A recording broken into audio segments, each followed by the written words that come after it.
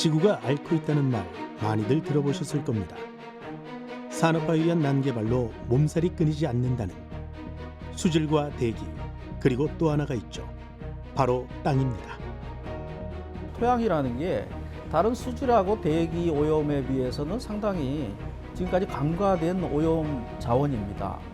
우리가 깨끗한 토양 위에서 당연히 농작물이라든지 깨끗한 물이 만들어질 텐데 상당히 많은 토양들이 현재 관리가 안 되고 있다, 이렇게 볼 수 있습니다. 나와 내 가족이 비옥한 토양 위에서 온전한 안녕을 누리는 사이, 한 번쯤은 땅에게도 안위를 물어볼 수 있으면 좋겠습니다. 휘발성 물질이나 이런 걸로 해서 오염됐을 경우에는 주민들의 건강에도 상당히 심각하게 영향을 미칠 수 있어요. 그러니까 우리가 토양 오염에 대한 관심도 필요합니다. 특히 산업지대의 토양 오염, 이런 거는 굉장히 심각한 문제일 수 있어요. 우리 발 아래, 낮다는 표현보다 어쩌면 가장 깊은 곳에서 아주 천천히 호흡하며 무던히 감내하는 토양.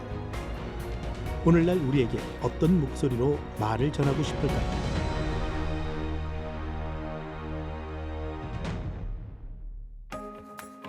토양은 수백 년을 걸쳐 이어지는 암석의 풍화산물과 동식물의 유기물로 형성됩니다. 급변하는 기후와 생물의 직접적인 영향을 받기 때문에 그 형태는 지금 이 시간에도 변화되고 있죠. 이렇게 만들어진 토양은 열분층을 만들어 지구 표면을 마치 이불처럼 덮게 되는데요. 공기와 수분을 적절히 머금은 땅은 관계의 그물망이 되어 식물에 적절한 양분을 공급하기도, 또 생육의 장소로 역할을 합니다. 토양은 우리 생물의 서식지이고요. 두 번째로 우리 생활의 터전, 또 우리 먹거리를 생산함으로써 우리의 건강에 많은 영향을 미치고 있습니다. 또 토양은 우리의 물을 저장하고 순환하는 매체로서 깨끗한 물의 공급처이기 때문에 토양을 깨끗이 유지하는 것이 매우 중요하다고 생각이 됩니다. 토양은 구상과 액상, 기상의 3상으로 구성됩니다. 토양을 이루는 기본적인 세 가지 물질을 의미하는데 그 비율은 토양이 위치한 환경과 조건에 따라 상대적으로 차이를 보이죠. 토양의 화학적 조성을 보면 암석에서 유래된 성분인 규소, 알루미늄, 철, 칼슘, 나트륨, 칼륨, 마그네슘 등이 광물 구조를 이루거나 또는 이온 상태로 존재하고 유기물질의 구성 원소로서 탄소, 질소, 인 등이 존재합니다. 그리고 아주 다양한 무기금속 성분들이 밀항 원소로 존재하고 있습니다. 흙은 비록 무생물적인 물질로 이루어져 있지만 자연의 생태계를 유지하고 환경을 조절하는 아주 중요한 기능을 해냅니다. 우리 인간에게 많은 유익을 주는 아주 중요한 천연 자원이라 할 수 있습니다. 토양은 외부의 필연적인 작용으로 오염됩니다. 자의적인 선택은 절대 아니겠죠. 그 오염의 정도가 일정 기준을 넘어갈 경우엔 앞에서 말한 유용한 기능까지 잃게 되죠. 토양 오염은 우선 주로 이제 산업 활동에 의해서 많이 발생이 됩니다. 공장에서 발생하는 대기 오염 물질, 그 다음에 폐수, 폐기물, 그리고 생산 과정에서 발생하는 유해 물질 등이 토양에 침투해서 토양 오염을 유발하고 있습니다. 또한 사람이 살아가면서 일상생활에서 부주의에 의해서도 토양 오염이 많이 발생할 수가 있습니다. 알 길 없이 무방비였던 땅은 인간이 만들어낸 생활하수, 중금속 잔뜩 머금은 폐수와 화학 비료를 고스란히 떠안게 됩니다. 토양의 오염물질이 한번 오염되면 그게 굉장히 장기간에 걸쳐서 토양의 공극을 통해서 이동을 하는 거기 때문에 그게 쉽게 발견되지 않고 굉장히 오랫동안 하거든요. 그러면 토양은 그 공극을 통해서 물의 이동과 관련이 되어 있기 때문에 토양과 지하수, 그다음에 하천의 물들은 다 서로가 연결이 되어 있습니다. 그래서 토양이 많이 오염됐다 그러면 그 주변의 지하수나 또 하천까지도 오염될 여지가 있는 부분이거든요. 우리 법에서 정한 토양 오염 물질은 이렇습니다. 카드뮴, 구리, 비소, 수은, 납 등 총 23종류의 화합물이 해당되는데요. 토양환경보존법에서는 23개 토양오염 물질들을 규정하고 있고 토양오염 기준도 설정해서 발표를 하고 있고 이런 것들이 토양에 들어가게 되면 토양오염을 야기하게 됩니다. 토양 오염의 심각성은 최근 언론을 통해서도 쉽게 확인할 수 있는데요. 그 우려가 점차 높아지면서 환경부는 토양 오염 우려 기준을 설정해 두고 토양 오염을 엄격하게 관리합니다. 오염 물질을 검출하는 토양 오염 공정 시험은 정확성과 통일성을 위해 환경부 지도 아래 철저히 지켜지고 있는데요. 우려 지역으로 지정된 곳에서 채취해온 토양 시료를 물과 섞어 해세 과정을 거친 다음 채분리를 통해 크기별로 시료를 나눠줍니다. 채거름한 토양 시료를 105도 온도에서 일정한 무게가 유지될 때까지 건조합니다. 토양 시료를 생석회와 혼합하여 800도 온도에서 가열해 주는데 식힌 시료는 용액과 혼합하고 정해진 과정을 거쳐 전 처리를 마무리합니다. 토양 중에서 불소를 추출해내기 위해서는 수증기 증류법 과정이 가장 중요하다고 생각이 됩니다. 그 과정을 해야만 토양 중에 있는 불소가 떨어져 나오기 때문이죠. 전 처리한 시료는 분홍색의 지리콘일산 용액과 혼합해 주는데 불소의 양이 많을수록 엷은색을 띈다고 합니다. 미리 만들어 놓은 바탕 시험액을 대조액으로 두고 시료 용액의 흡강도를 측정합니다. 그렇게 나온 결과 값으로 토양 내의 불소 농도를 확인하게 되는 거죠. 2,000여 점 이상의 조사 지점을 환경부가 선정하면 지역보건환경연구원은 자치구와 함께 23개 토양 오염 물질 항목에 대해 검사를 진행하게 됩니다.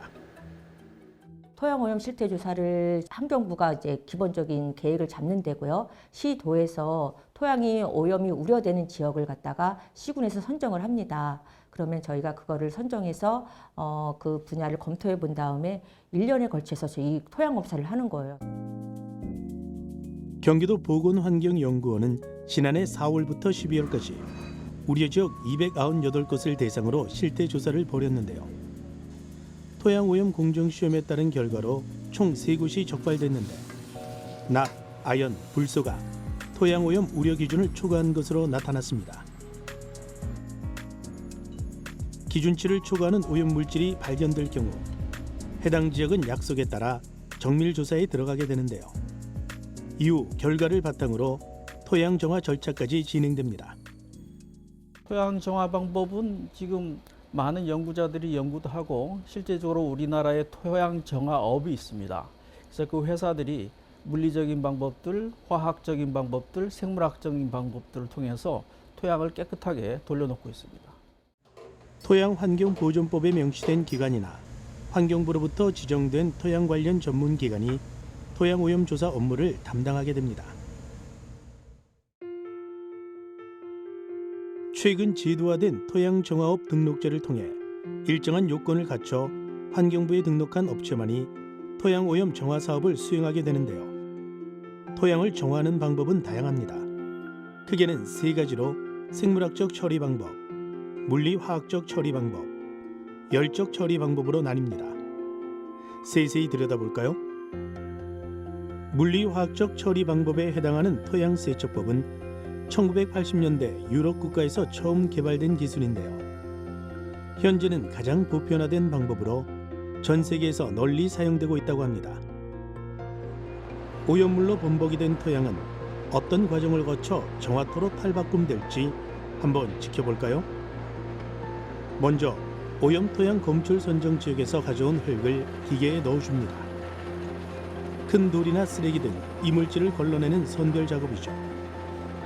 걸러진 오염토는 컨베이어를 따라 이동해 크기별로 분리되는데 흙은 입자의 크기에 따라 오염도가 달라지기 때문에 가장 중요하게 꼽히는 선행 작업이라 할 수 있겠네요. 파쇄기를 통과한 입자들은 크기별로 나뉘어진 다음 세정액이 혼합된 물로 고압 세척됩니다. 이때 오염토에서 오염물질이 탈착하게 되는 거죠. 몇 차례의 세척과 탈수 작업을 거치고 나면 보송한 자태의 정화토로 재탄생합니다. 토양 정화 명령 조치를 받은 오염 토양이 이제 저희 공장으로 반입이 돼서 토양 세척법을 이용해서 지금은 토양 정화를 하고 있는 중이고요. 일단 최초 반입된 토양에 한해서 돌류나 큰 돌 혹은 자갈 이런 식으로 이제 입도별로 선별을 하고 이제 우리가 오염토가 묻어있다고 하는 이제 모래 혹은 미세 토양에서 약품 공정을 이제 지나쳐 오면서 이제 그 오염 수치가 그 기준치 이하로 정화되는 걸 목표로 진행을 하고 있습니다. 세척이 완료된 토양은 완료 검증을 받고 원래 있던 자리로 돌아가 재사용되거나 다른 쓰임이 있는 곳에서 활용됩니다.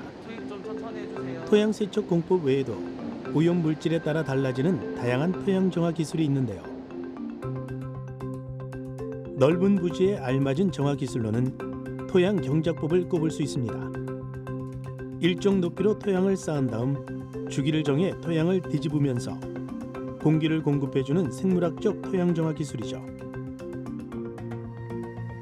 현장 정화의 강점을 띠는 화학적 산화 환원법은 말 그대로 산화 환원제를 이용한 화학 반응으로 오염토를 정화하는 기술입니다.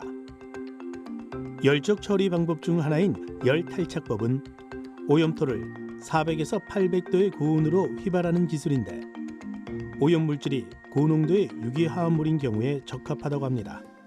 열탈착 처리 설비는 용출로 되지 않는 그런 중금속 계열이 있습니다. 주로 수은이라든지 아니면 요새 많이 이제 환경오염 시설로 대두되는 다이옥신류 그런 것들은 용출은 되지 않고요. 대신 이제 열탈착 시설이라고 해서 일정 온도 이상 올려주면 이제 토양에서 제거가 됩니다. 기화가 된다는 그런 의미고요. 물론 이제 기화가 되면 후단에 그 기화된 중금속을 잡기 위한 방지 시설은 2단으로 설치하기 때문에 대기 중으로 배출되는 건 없고요. 토양 오염을 막기 위한 우리 기업의 고군분투는 멈추질 않습니다. 오염을 막을 수 없다면 조금이나 늦춰보겠다는 일념 하나로 정화 기업들은 앞다투어 대응 기술을 선보이고 있는데요. 통합 유류 누출 감지 시스템이라는 것은 토양 오염 유발 시설들을 가지고 있는 시설물에 대해서 특히 유류를 보관하고 있는 시설들에 대해서 배관과 그다음에 탱크 여러 가지 그 센서들을 설치를 해서 실시간으로 이 기름이 새고 있는지 안 새고 있는지를 관리할 수 있는 시스템이 되겠습니다. 최근 유해한 오염물질 누출을 초기에 감지하는 토양 오염 관리 대상 시설 통합 누출 오염 감지 시스템이 개발됐는데 신속한 조치로 토양뿐 아니라 지하수로의 오염 확산까지 방지하는 역할을 해낸다고 합니다.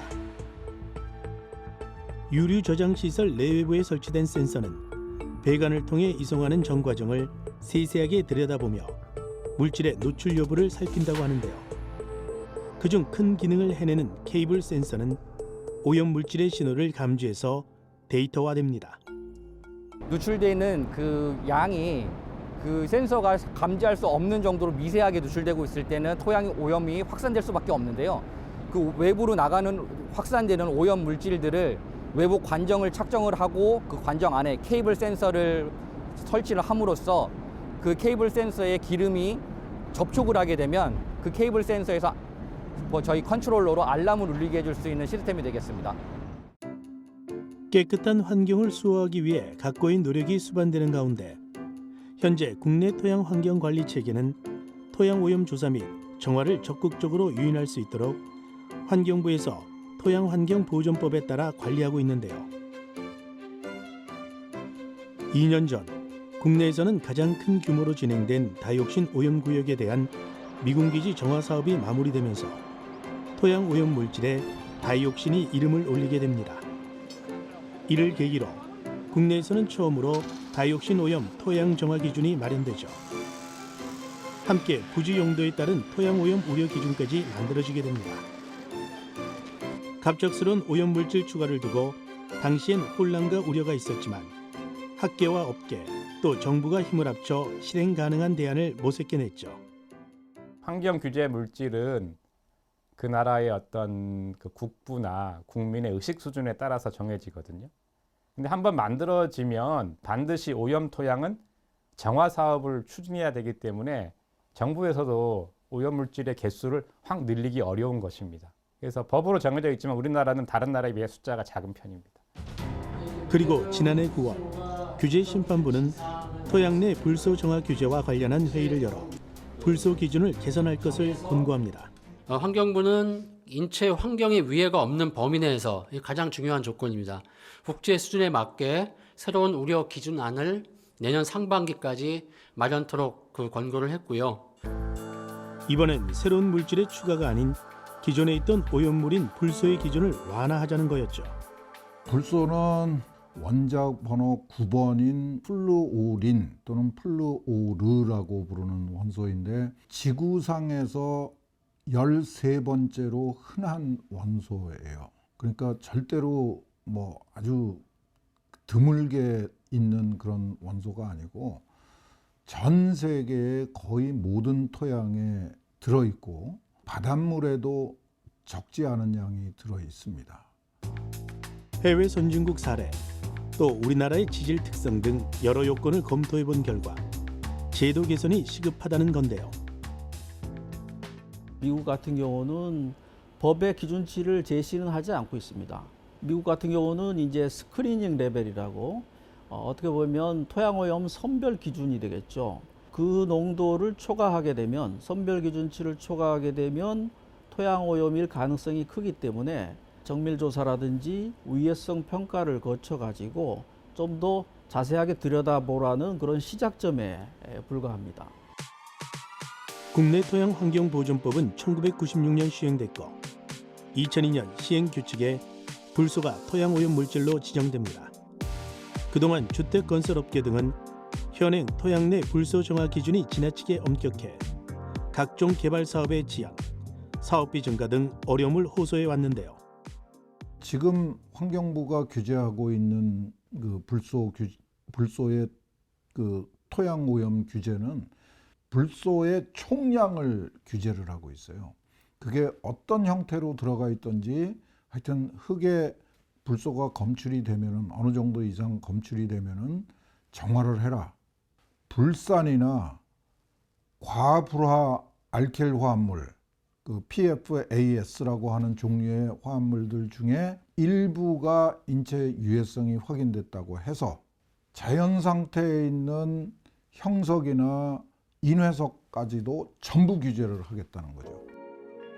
국내 집안 대부분은 불소 함유량이 높은 화강암으로 이루어져 있는데요. 때문에 자연 상태에서도 토양 내 불소는 흔하게 발견될 뿐만 아니라 이미 우려 기준을 초과하는 지역이 전국토의 11.5%에 달한다고 하죠. 우리나라의 평균이 300ppm이에요. 어디를 파나 300ppm의 불소가 들어있다는 뜻이죠. 그 불소는 우리가 오염을 시킨 게 아니고 한반도에 우리가 살기 이전부터 거기 있었던 거예요. 우리가 오염시킨 게 아니에요.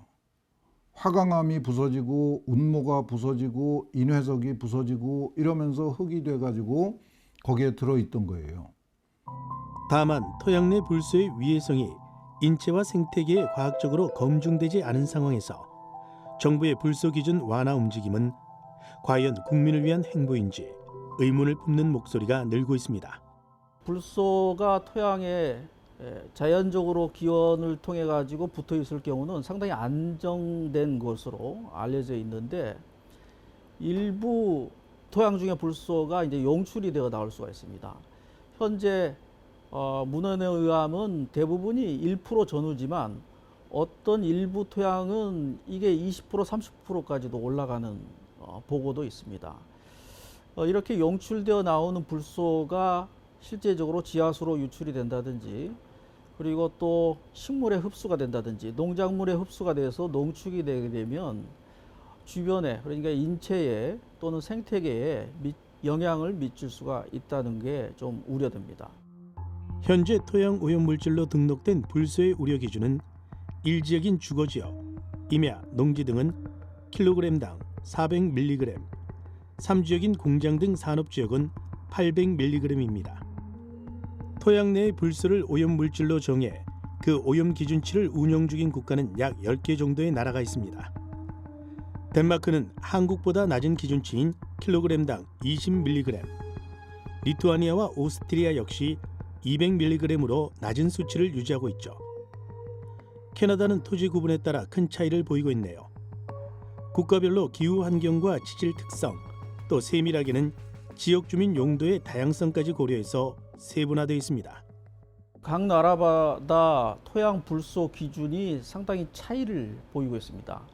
낮은 데는 우리나라보다 더 낮은 200mg 킬로그램을 유지하고 있는 나라도 있고, 높은 나라들은 3,000까지도 토양 기준치가 상당히 천차만별로 차이가 나고 있습니다. 즉 우리가 먹는 물이라든지 농작물을 먹는 나라들은 실질적으로 우리보다 더 강하게, 더 낮게 토양 불소를 관리를 하고 있고, 그리고 이제 농작물을 먹지 않고 토양 기준치를 설정한 나라는 우리보다 높은 기준치를 유지를 하고 있습니다. 왜 우리는 다른 선진국과는 달리 국민의 생명을 담보로 토양 오염 불소 기준을 완화하려 하는지 의구심이 듭니다. 수돗물 불소화 사업은 1981년에 시작해서 2019년까지 38년 동안을 하다가 수돗물에다 넣는 것이 저쪽 비료 공장의 굴뚝에서 나오는 폐기물이라더라. 이런 식의 이야기 때문에 불소는 나쁜 거야라는 잘못된 인식을 가지고 있는 거죠. 그러니까 그 불소 그거 원래 나쁜 건데 흙에도 있대. 토양에 들어있는 불소 때문에 건강이 나빠졌다는 국민은 여태까지 단 한 명도 없었습니다. 확인된 피해자가 전무해요. 업계는 물론 학계까지 나서서 첨예한 대립각을 이루는 데엔 어떠한 이유가 있을까요?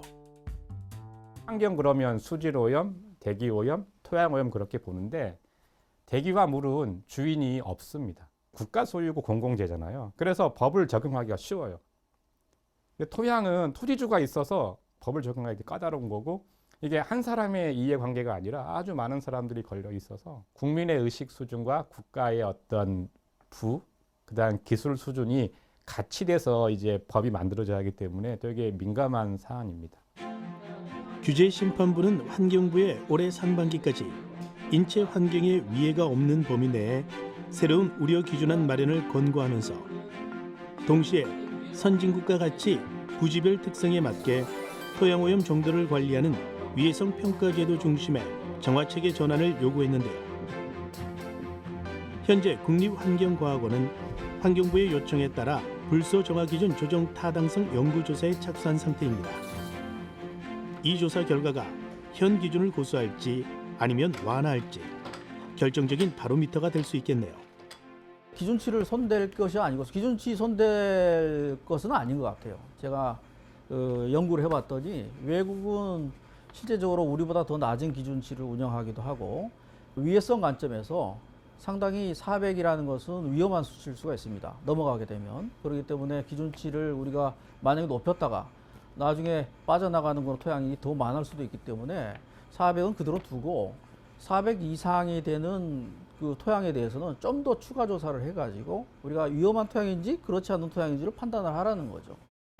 지구 환경에서 1cm 두께의 흙을 만드는 데는 몇백 년이 소요된다고 앞에서 말씀드렸습니다.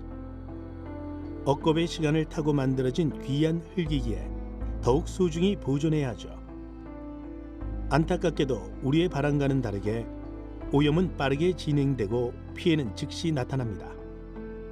생태계 기능 회복은 당초의 시작보다도 더디게 진행되고요. 우리나라에서는 현재 많이 활성화되어 있지는 않지만 토양 환경 평가 제도는 부지를 양도 양수, 임대 임차 시에 양도인과 양도 양수인, 임대 임차인 사이에 토양 환경 평가 기관을 통해서 오염을 조사하고 이 오염 조사 결과를 부지의 가치 평가를 하는데 반영을 하고 있는 제도입니다. 많이 활성화된다면 그 사유지 토양에 대해서 토양 오염의 사전 예방을 위해서 아주 매우 중요한 제도라고 생각이 됩니다. 환경부는 2001년 3월 토양환경보존법을 개정하여 시설 부지 거래 시 오염 책임이 승계되도록 규정합니다. 거래 시 토양환경 평가를 실시할 수 있는 근거를 마련해서 자발적으로 오염 부지를 조사하도록 하는 것이죠. 환경영향평가는 대규모 사업에 대해서 개발 행위를 할 때 환경영향평가법에 의해서 영향평가를 거친 다음에 협의를 거친 다음에 시행하게끔 되어 있고, 소규모 환경영향평가는 이게 단위가 작습니다. 소규모 개발 사업에 대해서 할 수 있게끔 되어 있는데요. 서울시 같은 경우는 별도의 서울시 환경영향평가를 하게끔 되어 있습니다. 그래서 일반적인 개발 단위, 지구 단위로 개발을 할 때는 환경영향평가보다는 그렇게 소규모 환경영향평가를 하게 되어 있습니다. 소규모 환경영향평가는 환경 보존이 필요한 지역이나 난개발이 우려되어 계획적 개발이 필요한 지역을 대상으로 진행됩니다. 개발 사업을 시행할 때 입지의 타당성과 환경에 미치는 영향을 예측하여 환경 보존 방안 마련을 돕는 것이죠. 토양 오염 원인이 다양해지고 복잡해지는 시점에 정교한 시스템 마련은 분명히 강조돼야 할 부분입니다. 그럼에도 각종 오염원에 대한 부분적 방지책에 불과하다는 학계 우려가 지배적인데요. 인간의 욕심에 따른 근원적 문제점에 대한 극적인 해결책 마련은 여전히 미궁속이기 때문일 겁니다. 오염됐었던 토양, 전과자잖아. 오염됐었던 토양을 우리 집 정원을 만드는데 복토제로 쓰겠다? 아무도 좋아하지 않아요. 기본적인 인식이 정화토도 오염토로 보는 것이죠. 근데 그걸 어디 갈 데가 없죠. 정화 이미 법적으로 오염토양이 아니고 안정하고 유해가 없어요. 그럼에도 불구하고 그 토양이 우리 주변에 있는 거 싫어한다는 것이죠. 그거를 폐기물로 보는 건 되게 잘못된 거고, 정화 기술에 의해서 처리된 토양이 우리한테 거부감이 없을 정도로 좋은 퀄리티의 토양이 만들어져야 되는 것이죠. 수억 년이란 시간이 담긴 지구의 역사에서 인류는 그저 스치는 모래 아래에 불과합니다. 자연과의 공생이란 표현은 인간을 자만케 할 뿐이죠. 꼭 잊지 말아야 할 부분은 이것입니다. 땅을 빌려 쓰는 입장이라면 체계적인 시스템 아래 가능한 덜 폐해를 입히는 것입니다. 어리숙하지만 배려가 엿보인 우리의 판단이 땅에게 닿게 되면 좋을 텐데요. 아마 지내는 동안 잘 머물다 가라고 땅은 조용히 속삭여 올 듯합니다.